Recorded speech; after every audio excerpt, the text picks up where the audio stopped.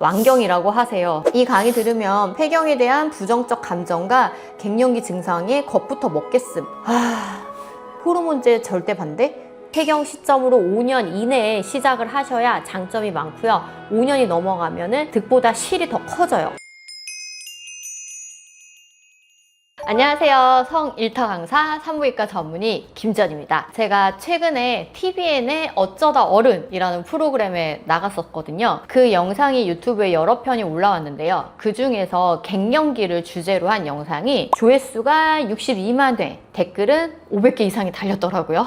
그래서 제가 댓글을 좀 봤는데 이거는 좀 내가 얘기를 해드려야겠다라는 부분들이 꽤 있더라고요. 한번 살펴보도록 할게요. 완경이라고 하세요.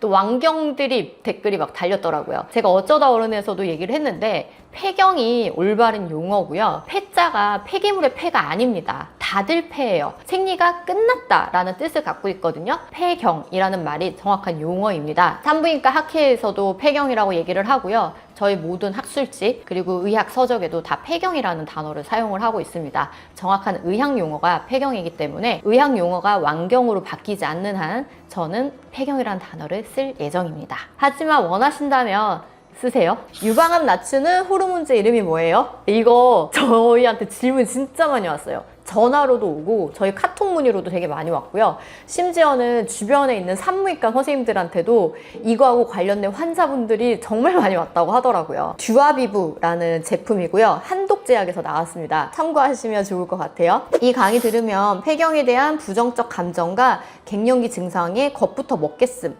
강의 방향이 별로임, 운동에서 근육량 늘리면 갱년기에 도움이 많이 된다고 합니다. 그리고 긍정적 사고도 중요하고 부정적인 사람들이 더 우울감 있고 힘들어합니다. 저도 이 얘기 하지 않았나? 이 얘기 했는데 운동, 긍정적 사고 당연히 얘기했죠. 근데 왜 겁을 먹는 거죠?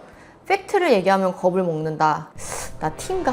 F같이 얘기를 해줘야 되나? 갱년기는 어렵지 않아요. 와, 괜찮아요. 뭐 이렇게 얘기를 할 수도 있겠죠. 저도 사람 대 사람으로 얘기를 하면, 근데 제가 얘기했던 거는 의사로서의 강연이었기 때문에 의학적인 사실을 전달하는데 중점을 두고 말씀을 드렸던 거고, 겁을 주려는 목적과 의도는 전혀 없었습니다. 제가 겁을 왜 주나요? 저도 폐경이 될 거예요. 뭐 폐경된 사람한테 막 이렇게 얘기할 필요는 없거든요. 폐경이 될 거고 폐경 이후에는 이러한 일들이 생길 수 있으니 이 사실을 알고 잘 준비를 하고 슬기롭게 대처를 하면 좋겠다라고 말씀을 드린 게 중요한 포인트와 방향이었다라고 생각해 주셨으면 좋겠어요. 너무 겁먹지 말아요. 사람은 누구나 늙고 갱년기, 폐경은 늙어가는 거고 증상 있으면 병원 가고 영양제 먹고 운동하면서 늙어가면 돼요. 늙어 보이면 피부과 가서 좀 저렴이 레이저 하면 되고, 네 맞아요. 뭐 늙어가는 거고 증상 있으면 병원 가는 거고 맞는 얘기죠. 여러분, 약을 권하는 것은 좋은 해결책이 아닙니다. 사람마다 부작용이 오는 기간이 다를 수도 있습니다. 운동을 하세요. 대부분 좋아집니다.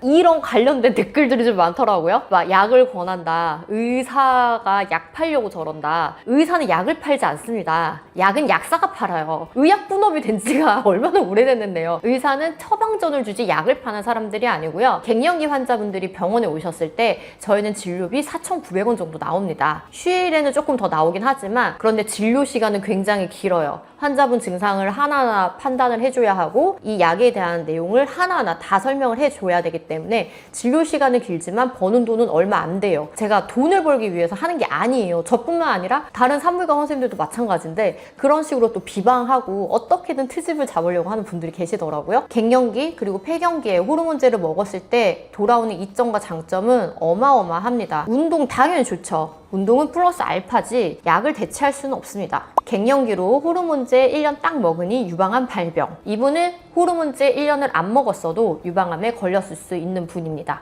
그럼 또 이것도 뭐라고 하는 거 아니야? 또 저런 식으로 한다고? 이게 제 의견이 아니에요.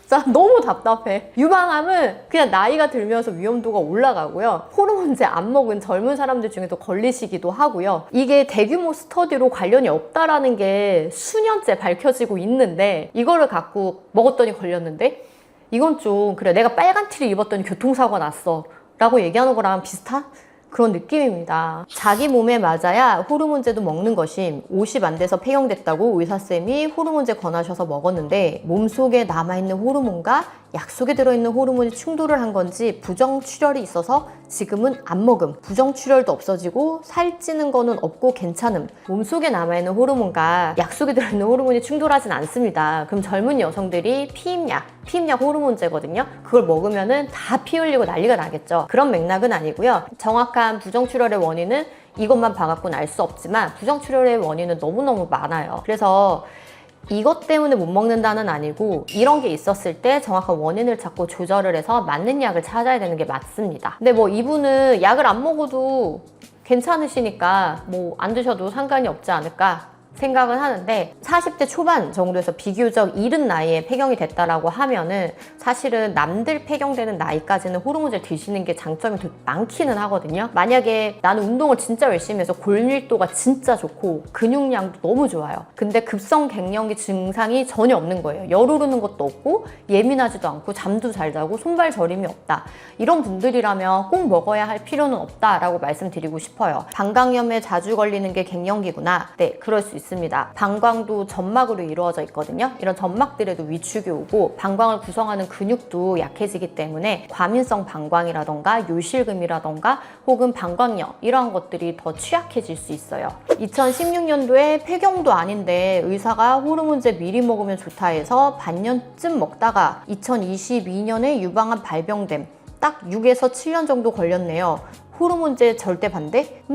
반년 먹고 끊으신 거잖아요. 반년 먹고 끊은 다음에 6, 7년 뒤에 유방암에 걸린 거는 그냥 걸리신 거죠. 호르몬제 때문이 아니라. 유방암의 원인은 굉장히 다양하고 많거든요. 교과서에 이만큼 써 있어요. 근데 반년 전에 먹은 걸로 지금 나타날 수는 없고 그 전에 있었던 다른 유방암을 일으키는 위험 인자들 때문에 유방암이 생겼을 가능성이 당연히 높겠죠. 갱년기 때 손이 저린 증상이 있나요? 요즘 손이 너무 저려서 힘든데 설마 갱년기인가 했는데 맞는 건가요? 네, 손 저린 증상이 꽤나 많이 호소하는 증상 중에 하나예요. 손이 막 너무 저려요 이렇게 말씀하시는 분들이 계시거든요. 다른 증상 하나 없이 이것만 있는 경우도 있어서 산부인과 진료 보시는 게 좋습니다. 폐경이 오고 생리 스트레스가 없으니 몸이 더 좋아졌다는 분도 계시더라고요. 폐경이나 갱년기를 자연스러운 현상으로 받아들이고 마음을 편하게 갖는 게 더 중요한데 맞죠? 이걸로 겁을 먹으라는 소리가 아닙니다. 근데 생리를 안 하는 건 너무너무 좋죠. 생리통이 심했거나 월경가다도 있었고 월경경 증후군이 있었던 분들은 생리를 안 하면 너무 좋아요. 폐경의 유일한 장점이 생리를 안 하는 거거든요. 뭔가 더 좋아졌다라고 하는 분도 계신데 제가 말씀드렸던 거는 지금 당장이 아니고 과연 7, 80대가 돼도 난 좋다라고 하실 거냐는 거예요. 그때를 위해서 준비하기 위해서 말씀을 드렸던 거거든요. 예전처럼 수명이 한 60대, 70대? 뭐 80이면 진짜 오래 살았다 하는 시대라면은 사실은 크게 상관이 없을 수 있어요. 왜냐면 폐경으로 10년, 20년 사는 거니까 큰 문제가 없을 수 있지만 100세 시대라는 거를 저는 잊지 않았으면 좋겠다. 50년을 살아야 되기 때문에 이게 과연 쌓였을 때 만성 증상이 나타났을 때 괜찮냐라는 측면에서 그때 다 설명을 드렸던 거고 제가 쫙 설명드렸던 다양한 질환은 한 번에 나타나는 게 아니라 급성, 중기, 만성으로 나타나는 것들이거든요.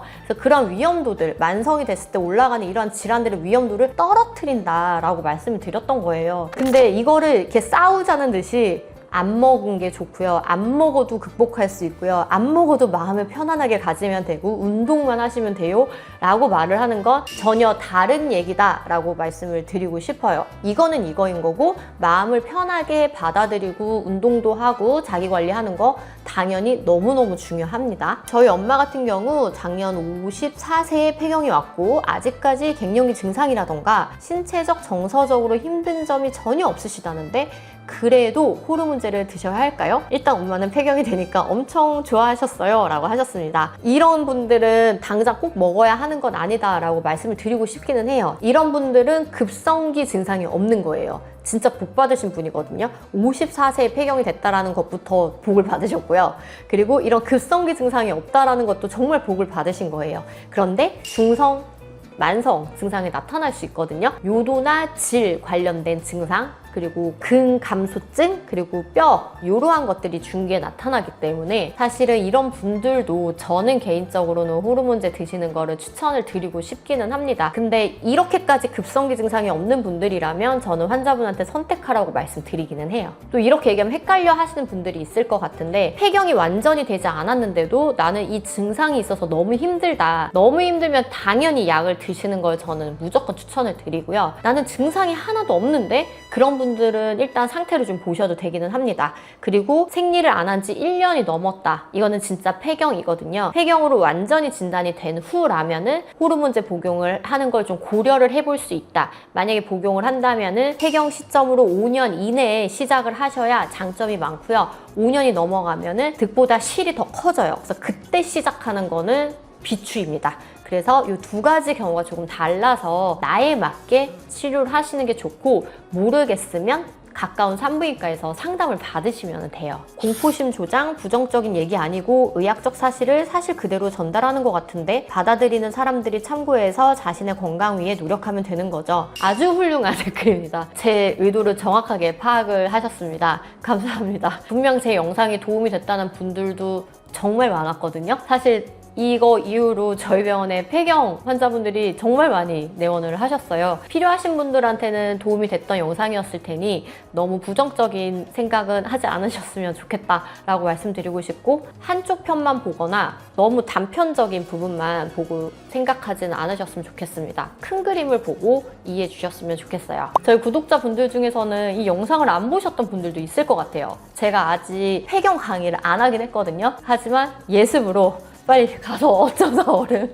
폐경 봐주고 오자, 의리로. 그럼 다음 시간에도 지각하지 마세요.